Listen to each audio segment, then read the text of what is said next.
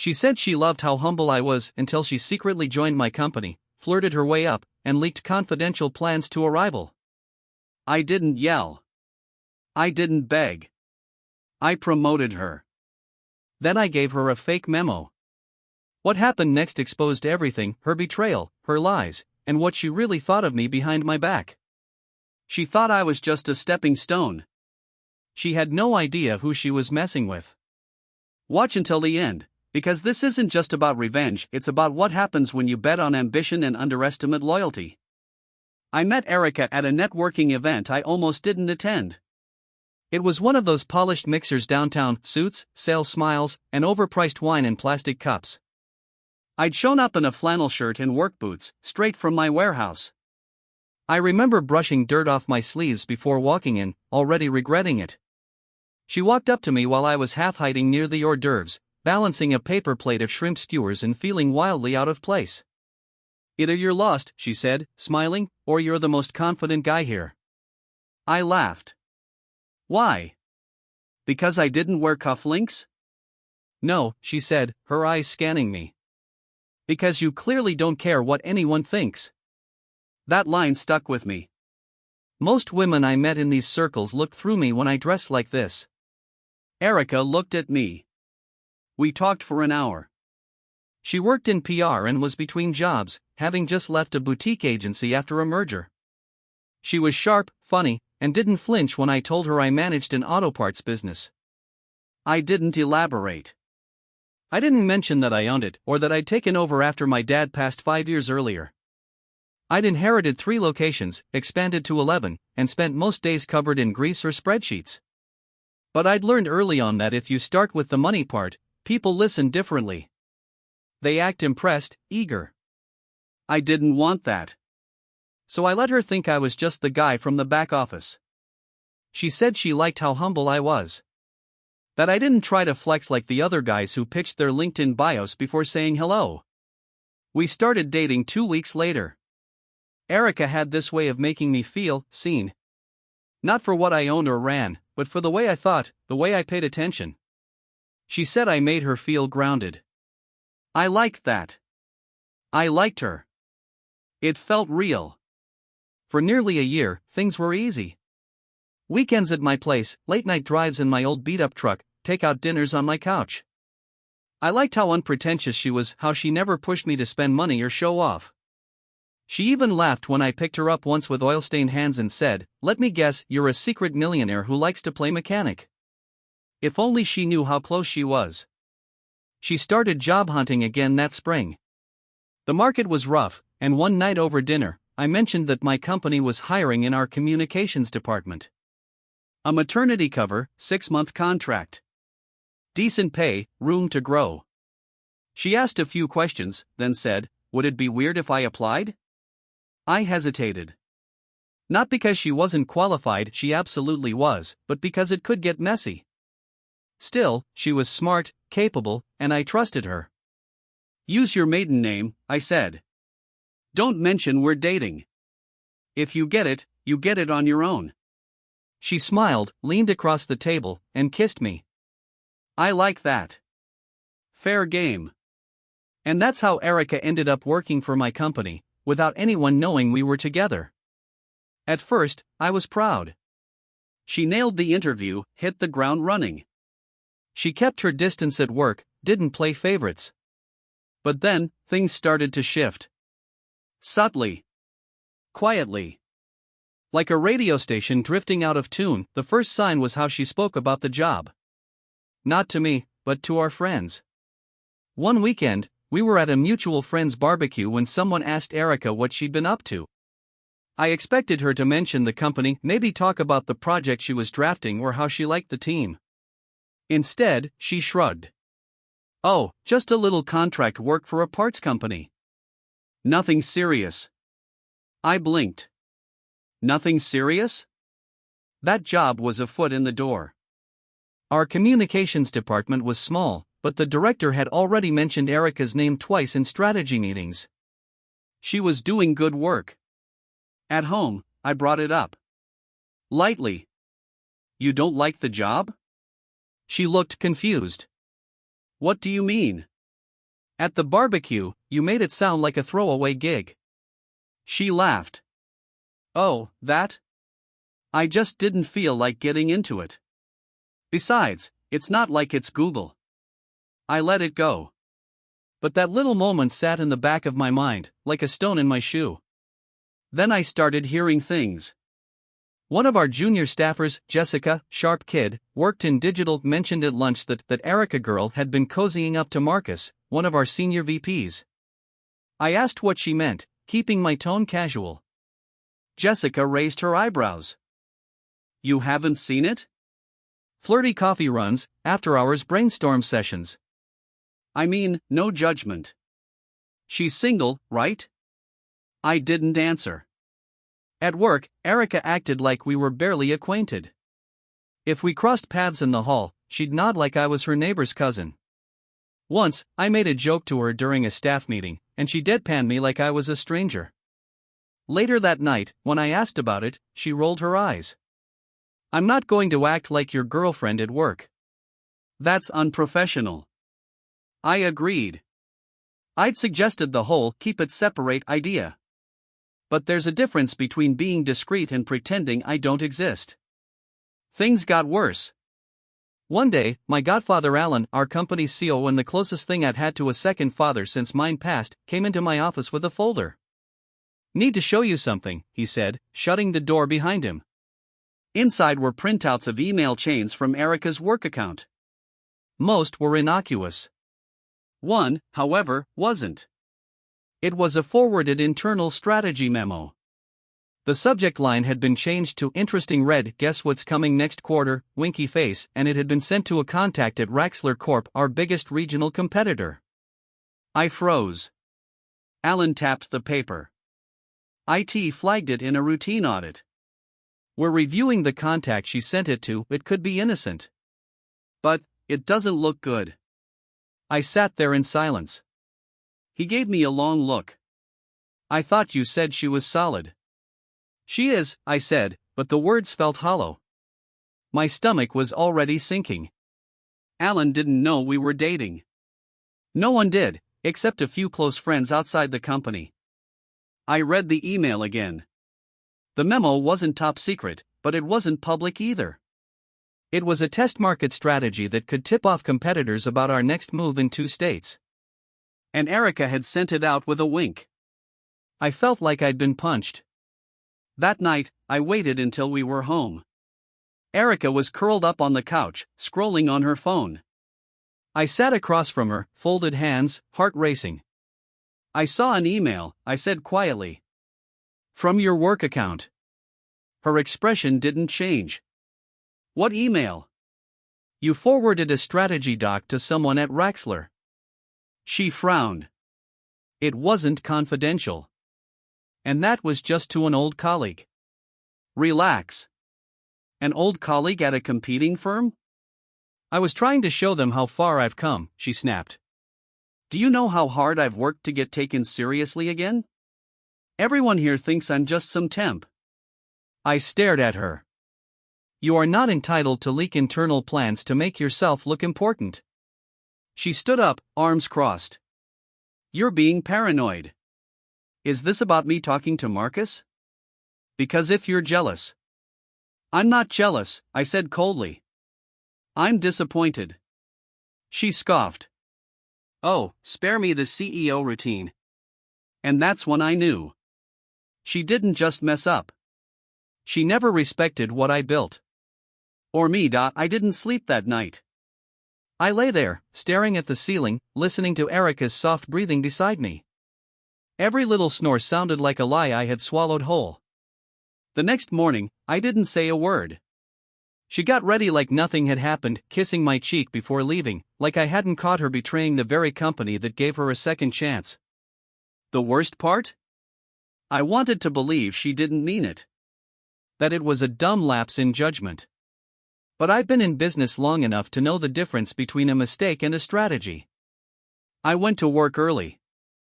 Alan was already in his office, nursing a burnt cup of coffee. She say anything? He asked.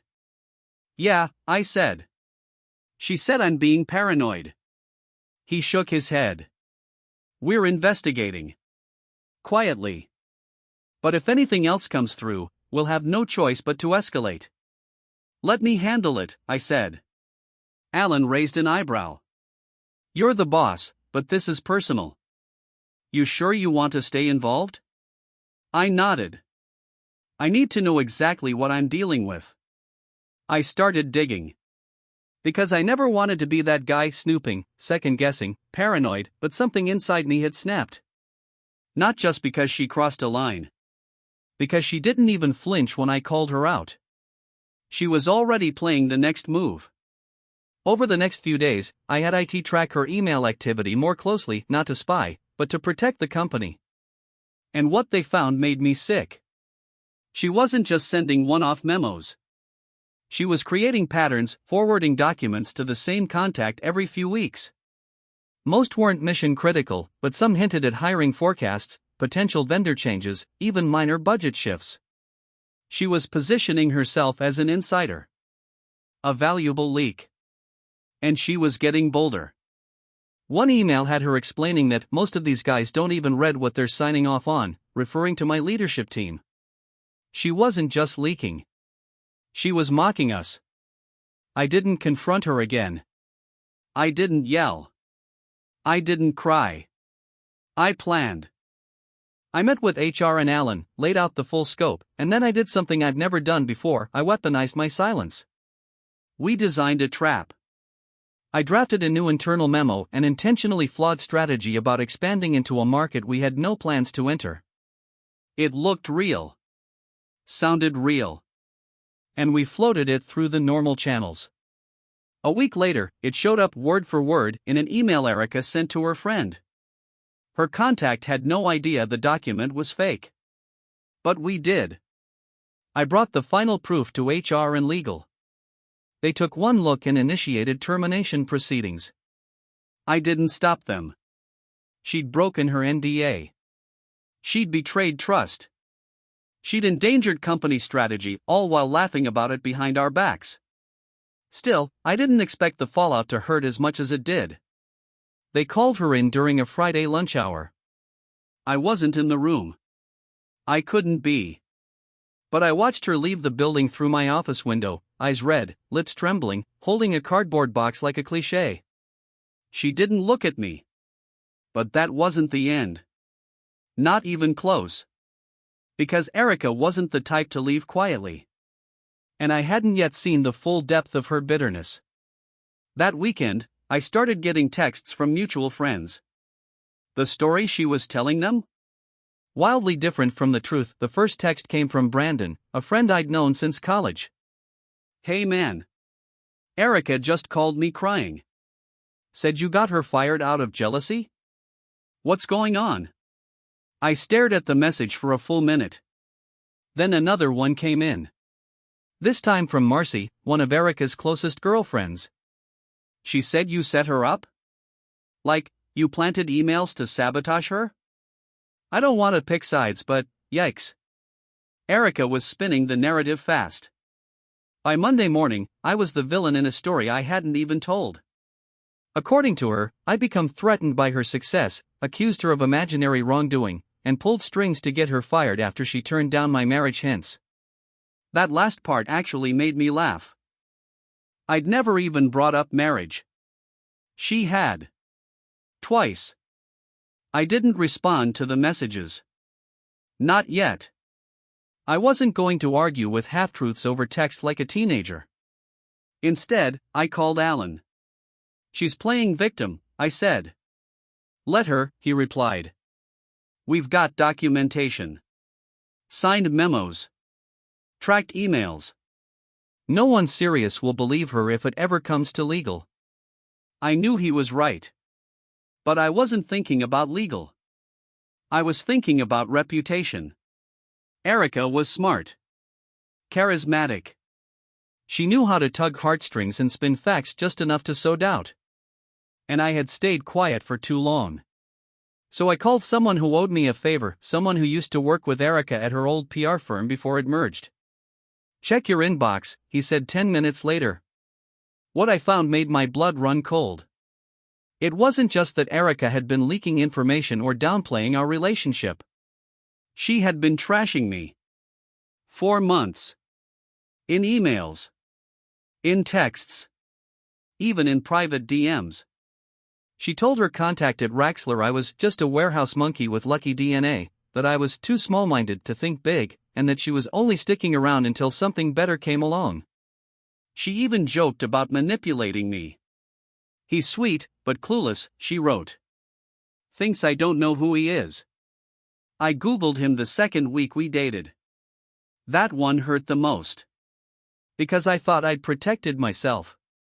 I thought keeping quiet about my background would give me a shot at something real. But the truth is, Erica knew exactly what I was the whole time. And she played me anyway. I took all the documentation, her leaked emails, the mocking DMs, the work violations, and brought them to HR. Not to get revenge. But because I knew what was coming. She was going to try to sue. We issued a company-wide internal memo, clarifying the cause of her termination, breach of confidentiality agreement and professional misconduct. It was factual. No editorializing. Then, with HR's blessing, I shared the same memo on my personal LinkedIn, under a brief post about why internal trust matters in business. No names. No drama. Just transparency. It went viral in our industry circles within 24 hours. Her network saw it. Recruiters saw it. So did the contact at Raxler, who, turns out, wasn't actually at Raxler anymore. He was a freelance consultant under retainer by our legal team for competitive intelligence. Yeah. She'd been feeding fake plans to one of our own contractors. The irony was poetic. If she hadn't burned me personally, I might have even admired the symmetry. After that, she went quiet. No more texts from friends. No more drama online. But I wasn't done processing what had happened. Because even with all the facts, all the proof, I still couldn't believe how calculated she'd been. The silence didn't last long. About 2 weeks after the memo went live, Erica's name started popping up in the comments section of some niche industry posts. At first, it was subtle, sympathetic replies from newly created accounts, calling into question the ethics of publicly humiliating someone for a mistake. Then it escalated. One anonymous blog post titled "When CEOs Go Too Far" accused me of abusing my power to sabotage a junior employee for personal reasons. It didn't name names, but the details were close enough that anyone familiar with our situation could connect the dots. She wasn't just trying to reclaim her reputation. She was trying to take mine down with hers. What Erica didn't know, what she still hasn't grasped, I think, is that I didn't get here because I inherited a company. I got here because I know how to wait. How to outlast. How to endure. I've weathered recessions, supplier betrayals, union negotiations. I once drove cross-country in a truck with a busted axle just to keep a shipment from being late after a warehouse fire. I don't rattle easy. And I don't lose sleep over people who play dirtier than they're willing to admit. So I didn't respond. Not online. Not in texts. Not through lawyers. I let the facts speak. Then, a mutual friend sent me a screenshot. Erica had posted a long, teary-eyed video on her private Instagram, crying, sniffling, saying she had made a mistake but had been set up by someone she loved. She claimed she was targeted after rejecting advances from a superior. She never said my name, but her implication was clear. That's when I broke my silence with one message. I sent her an email. Subject: enough. Body: Erica. You know what you did. You were never set up, you were warned. You chose ego over ethics. I could have taken legal action. I didn't. I could have buried you. I didn't. But if you continue defaming me publicly, I will respond formally and thoroughly. You burned your bridges. Don't douse them in gasoline now. Take the loss with whatever dignity you have left. M. She didn't reply. But the video disappeared that night. A few days later, her LinkedIn listed her as seeking new opportunities. No references. No portfolio link. Just an empty shell of what she used to brag about. Friends stopped asking questions. Some even reached out to apologize. They'd seen the memo. They'd seen the receipts. A few had even started connecting the dots on their own, remembering things Erica had said at parties, her little digs, her backhanded compliments. Funny how people like her think they're the smartest person in every room until the room closes in. But here's the thing that surprised me most. I wasn't angry anymore. I was disappointed, sure. But mostly, I was relieved. Because that entire relationship had been a performance, hers, not mine. And now, the mask was off. Not just for me, but for everyone she'd fooled. People show you who they are when they think you can't see. She thought I was just some grease-stained grunt with a lucky last name. She thought she could climb over me without me noticing. That's how shallow her read on me was. She gambled everything on a version of me that didn't exist. And lost I in the weeks that followed, Erica faded from my life like a stain you almost forget is there until you catch it in a certain light. People stopped talking about the drama. The rumor mill found new fuel, someone's botched merger, a scandal in accounting. I kept my head down, worked double shifts in the warehouse, focused on the future. But at night, I couldn't help turning the whole mess over in my mind, running through every moment for signs I'd missed. Had I been blind, or just willfully naive? There was an ache in realizing I'd spent nearly 2 years with someone who'd never truly seen me. Worse, she'd used every bit of my trust as leverage. I started going back through old messages, phone photos, all the little moments that, at the time, seemed harmless, Erica's curiosity about the business, her subtle digs at old money, how she'd always ask about expansion plans, staff turnover, bonuses. There'd been a hunger in her questions I chalked up to ambition. I wanted to believe she'd just lost herself, gotten in over her head. But her own words kept echoing, the ones I'd read in those emails and DMs, he's sweet, but clueless. Just a stepping stone. I'll stick around until something better comes along. I never replied to those friends who doubted me. I let the evidence speak. A couple reached out to apologize, a few didn't. The people who mattered stayed, the ones who thrived on drama drifted off. Business at the company steadied. The team grew tighter. If anything, Erica's departure had been a rallying point. Alan started inviting me to strategy lunches again, no more sidelong glances or whispered concerns. The senior staff trusted me more, not because I'd gone after Erica, but because I'd let the facts and process play out without letting my emotions turn it into a circus. One thing I did do, I called a staff meeting, no agenda, just a room full of people who'd weathered the storm together. I stood up and said, I know the last few weeks have been messy. I know some of you have heard things, read things online. All I can say is this, we value trust here. If you ever feel like something's off, speak up. If you make a mistake, own it. That's how we keep this ship upright. Nobody clapped, but nobody rolled their eyes, either. Afterward, several employees thanked me in private. They said they felt safer, more respected. That meant more to me than any profit margin or industry post. Erica's story drifted further into the background. I caught glimpses of her now and then, a mutual friend's tagged photo, her name in a group chat I'd long since muted. I wondered sometimes if she ever felt regret, or if she was still blaming me for her choices. But every time I found myself missing her, I'd remember how she'd looked at me at work, cold, calculating, a stranger wearing the face of someone I thought I loved. That's when I knew I was really done. It's been a few months now. Life has a way of stitching itself back together after you tear out the rotten seams. The company's stronger, so am I.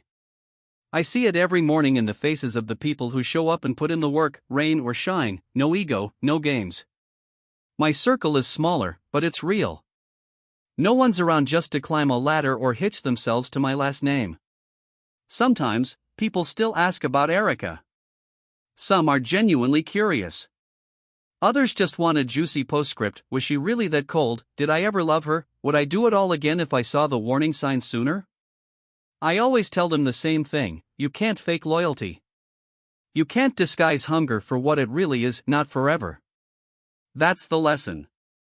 It cost me almost 2 years and a lot of pride, but I learned it. For a while, I thought about reaching out to her, just to hear her side one last time.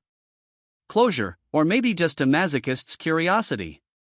But every draft stayed in my outbox. I knew, deep down, there was nothing she could say to make it right. The words wouldn't matter. She'd made her choices.